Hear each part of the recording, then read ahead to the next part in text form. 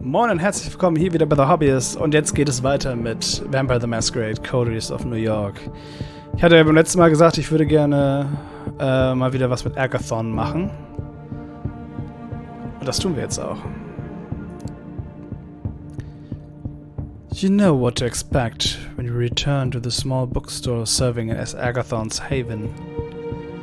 The cacophony of occult imagery assaults you from the book covers displayed on the window, but under the fake facade there's something real.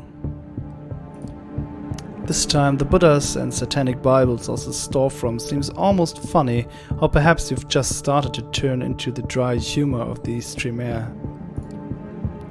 Just as you're about to ring the doorbell, the door opens and Agathon storms out. You step aside, just in time to avoid having him stumble into you. Stevie, what are you doing here? Hey, don't be a dick. Window shopping. Vielleicht sollte ich gegenüber des Tremers ein wenig schnippischer drauf sein.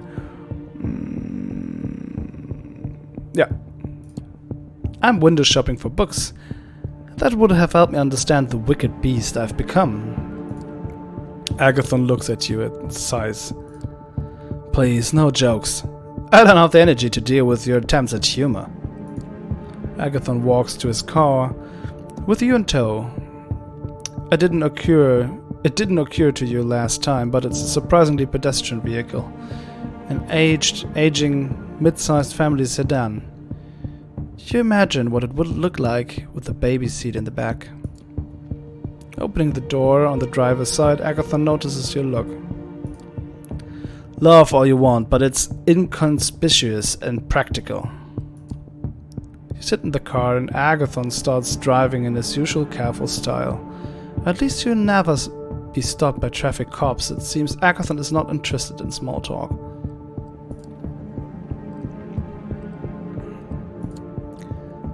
I love a good mystery as much as the next vampire, but at some point you have to tell me what we're doing. Let me ask you a question in return. Have you ever tasted animal blood? From sheep, for example. What? Gross. Ja, das passt. Okay, now you're being disgusting. That's just gross. Yes, I know. It is disgusting. The question is, if it was more palatable, would it make your life easier? Anyway, something to think about. You exit Manhattan over the Brooklyn Bridge and soon reach the site of this nightclub that seems to be your destination. It's on the riverfront, a converted former warehouse. After Agathon parks the car, it's time for you to enter the nightclub. You glance at the Tremere evaluating him. It's obvious that it's not his kind of place. You may have worked in finance, but your colleagues got into some crazy shit if they did enough cocaine. You're not a party girl, but you don't stand out in a nightclub. Agathon does. There is a good chance the research notes are here. So we're looking for research notes? Yes, and that's all you need to know. There's a line into the club. It looks like a popular night. Even if based on the crowd, this is not exactly a place for supermodels and celebrities. Charm the bouncer? Ich will keine Aufsehen erregen. You join the line with Agathon. He looks uncomfortable, as if he had hoped that you could somehow get in faster. Genau, it's better if we play it cool. No risk of blowing our cover. Just two clubgoers waiting in line. Fine, you're right. Let's not make a spectacle of ourselves. Stand in line for 15 minutes and eventually get past the bouncer and step inside. Ah, mein neues Bild. Das ist auch ein krasser Nachtclub, ey. The music beats down on you, bringing with it memories of a human existence. The first time you went dancing with friends, when you flirted with someone on the dance floor, This time it's different.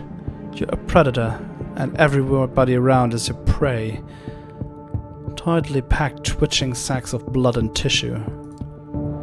You sense the emotions all around you, blood tinted with happiness, lust, rage, jealousy, love. A buffet of sensations. Focus. Keep an eye on the trouble while I look out for what we came to find. You nod and follow Agathon through the throng, trying to ignore all the warmth, flash and circulating blood around you. Ja, ein bisschen Hunger habe ich auch, wie man hier an der Seite sehen kann. Oh, Drink from a Club. Oh. So hungrig bin ich noch nicht. Eyes on the prize. You came here to help Agathon, and that's what you'll do. Agathon wades through the dancing people with purpose, but you have no idea how he is searching for the missing research notes. Perhaps he's using the enhanced senses of a vampire or some esoteric sorcery? At last he seems to know what he's doing. Juno. You swerve to avoid a drunken man who was just about to spill beer onto you and try to see what Agathon is looking at. A young woman, intense, purposeful, a little out of place at the nightclub, just like you and Agathon. Juno? Is she looking for the notes too? Let me guess, she's after your research notes too. They're not my research notes, but yes. The woman, Juno, elbows a drunken man out of her way and points a finger at Agathon's face. Ach was. War Juno nicht... Nee, das war eine andere, glaube ich. Aber ich dachte, Juno wäre vielleicht die gewesen, mit der Hope telefoniert hat. Aber ich bin mir nicht ganz sicher. Agathon, you traitor! Don't you dare stand between me and what's mine! You look at the woman in surprise. Her appearance stands in contrast with the anger in her words. Juno, you know Ailing will not let you leave with these notes. Perhaps she won't let you leave at all. Juno pulls close to Agathon's face and stage whispers loudly enough for you to hear her over the music. You're still so brainwashed that you care about what Ailing fucking Sturbridge wants. I'm done jumping through her hoops. I don't know what I saw in you, Agathon. You're such a lapdog. She's your ex? Sorry to interrupt, but this woman is your ex? Yes, we used to date. Maybe we still would if you weren't such a fucking coward, Agathon. That's not fair, Juno. It's fair, and you know it. You're too busy licking Ailing's boots to realize what we had. Ailing doesn't wear boots. Don't correct me. With a start, you realize Juno's genuinely upset. It's hard to say how long ago they broke up, but the wounds are still there. You're the kind of man who takes the side of his boss over his girlfriend. Juno's eyes glisten red with the blood of her tears. You look at Agathon with uncertainty. It was for your own good. Juno steps back, suddenly cold. Ignoring the people dancing all around, she stares hard at Agathon. The past is past. The traditions are dead to me. You won't stop me, Agathon. I'll make sure of that. Here and now. You know I have the power. No, Juno, please. Agathon sounds panicked. He's not worried about his own survival, but of the possibility that Juno is going to unleash a genuine masquerade breach. Calm Juno down, sucker punch Juno, reason with Juno. Yeah, calm Juno down. Calling on the powers of your blood, you step closer to Juno between her and Agathon. Agathon was being an asshole. Don't hurt yourself just to get back at him. He is not worth it. Juno looks you in the eye and you can see that she's tired and scared. Defecting from the Tremere is not easy or safe. You're right. She turns to go, then stops and glances back at you. You should pick better friends. With that, Juno walks through the oblivious dances towards the exit. Looking around, you realize that Agathon didn't stay to witness your exchange with Juno. Instead, he worked his way around the dancing crowd looking for the notes using his arcane methods. After Juno is gone, he returns, shaking his head. The notes were here, but not anymore. It's possible someone grabbed them when they hunted here. After making sure Juno is nowhere to be seen, you and Agathon push your way back outside. Outside, you walk to Agathon's car and drive back over the Brooklyn Bridge to Manhattan, heading for Agathon's haven. Juno mentioned some very personal things. I trust your discretion in not discussing those things with Ailing.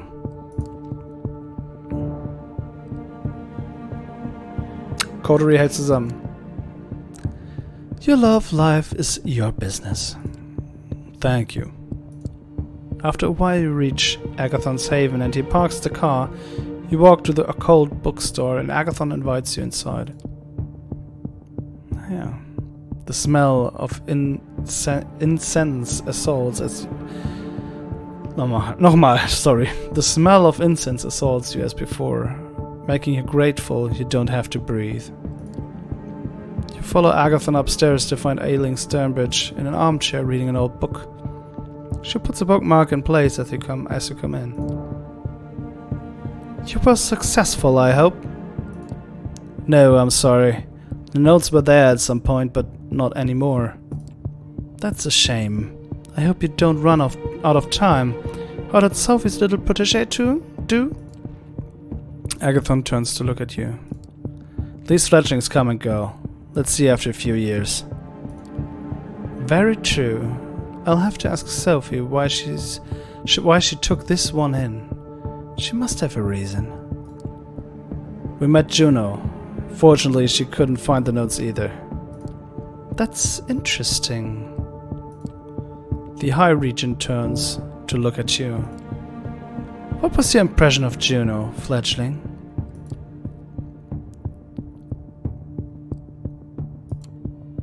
She's very driven, motivated. I don't think she'll desist easily. You're probably right. Juno could have made a great member of our house in different circumstances. Instead, she became a headache. You'll understand if you have a child of your own some night, fledgling. Anyway, I have some things to discuss with Agathon. Run along now. Ich kann mir diese Handgeste so gut vorstellen dabei. You leave the occult bookstore, the cheesy mystical music still in your ears as you walk away. You wonder about what happened with Juno. Why is she so anxious to leave her clan? Can she really do that? Could she leave Sophie's service if you wanted to? I think we have to rest. Ja, aber als nächstes gucken wir uns nochmal den Nosy Reporter an. Gibt's auch gleich einen schönen Text zu. Oh, Agathon ist schon wieder da. Alter. Oh, ich frage mich, ob dieses Spiel jemals müde wird, mir neue Bullet Points hinzuwerfen. Also das ist ja echt krass. Ich frage mich, wie lange wir brauchen, um das durchzuspielen, aber es ist echt schon geil, wie viel Content die drin haben. A nosy reporter. You've taken care of Frank Doughty, but apparently there is someone still stalking out Sophie's apartment. He's not that stupid, is he? The weather is cold and windy as you walk to Sophie's apartment. As a vampire, that doesn't matter anymore. You may have been saddled with eternal hunger, but at least you can't ignore the wind chill. Just as you come to the door of Sophie's building, the storm's out, murmuring into her phone. Yes, I know. Don't worry. I trust you to handle it. You've heard Sophie talk to her associates before. It's always the same. Generalities, vague suggestions, and makes you think she's involved in mysterious machinators, yet doesn't tell you anything. Sophie's dressed to kill. But there's nothing unusual in that. She likes to make an impression. A black car with tinted windows is waiting for her in front of the door. The chauffeur steps out to open the car steps out to open the car door for her. Manche Sätze. Naja. Sophie notices you. I'm glad you're in the neighborhood. If you could look around for me one more time, that would be wonderful. You told me you'd gotten rid of that reporter. Turns out he's still here, snooping around. Sophie's very good at communicating disappointment. She doesn't have to do much to make it clear that she's unhappy to have to return to this issue. I'll take care of it. After tonight, he won't trouble you anymore. Good. Don't disappoint me. The reporter talked his way into the building during the day. Once the doorman understood what was happening, he threw the reporter out. He showed all pictures of me to my neighbors. It's very awkward, you understand? Sophie disappears into the car, and the chauffeur closes the door behind her. You watch as the sleek vehicle disappears into the Manhattan traffic. Just one anonymous car among many. Best sit down somewhere and devise a plan of action. You go to a nearby diner, settle into a booth, and order a coffee from the steely-eyed Latino waitress. As she brings you your cup, you describe Frank Doherty to her on the off chance he's seen something. Just as she's about to answer, you happen to look outside. Something catches your eye. The diner is brightly lit, so you lean closer to the window to see the street through it. You got lucky. Frank is standing on the sidewalk on the other side of the street, looking at something on his phone. You slide out of the booth, throwing a few small bills on the table, mumbling something to the waitress. You step outside. You follow Frank covertly. You yell at Frank, telling him to stop. You trust in the powers of the blood.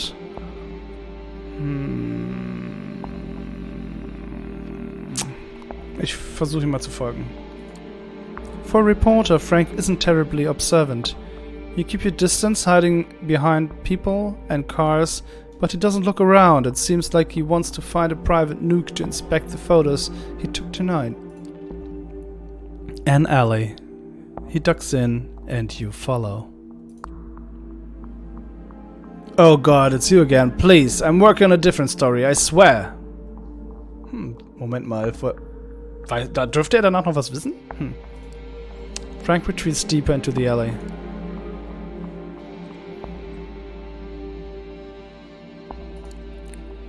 In that case, you won't mind a little friendly chat. I'm all about being friendly. Okay, I'm sorry I tried to bullshit you. Just tell me how I can help you.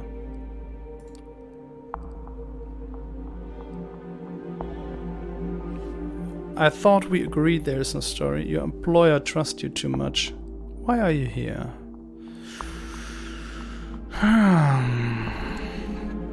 You're sneaking around with the camera again. Why? I'm a reporter. I report. That's just my job. Look, I don't want you in trouble.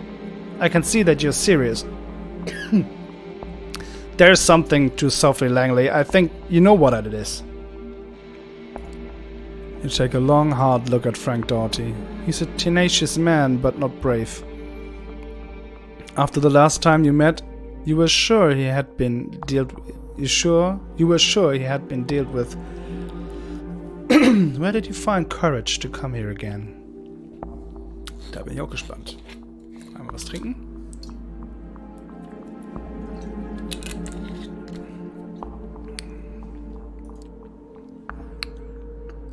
Is this worth the pain? What is your real anger? Don't you have better stories to chase? A woman like Sophie, there's always something. But is it worth the pain? Look, I need a scoop. I need a story. I need something that says Frank Doherty is on top of things again. Nobody respects me. Do you know how that feels? I used to be someone, a promising young journalist. When you fuck up, there's no sympathy. People enjoy seeing you fall. I don't care about Sophie Langley. I care about Frank Doherty. I'm not asking for much, just one story that isn't about trying to get a shot of a celebrity's underwear. You almost believe it, but something about Frank feels off.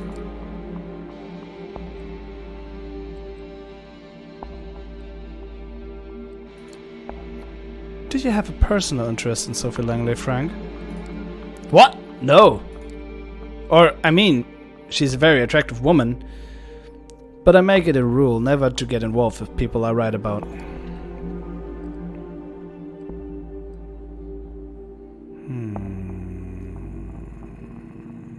You're not famous for professional ethics. You're not known for professional ethics, Frank. On this issue, I never made a mistake. Frank sounds almost sad as he says it. Sometimes I just need some extra money, that's all.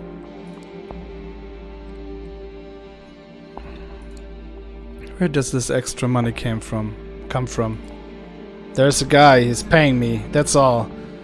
But I can't talk about that.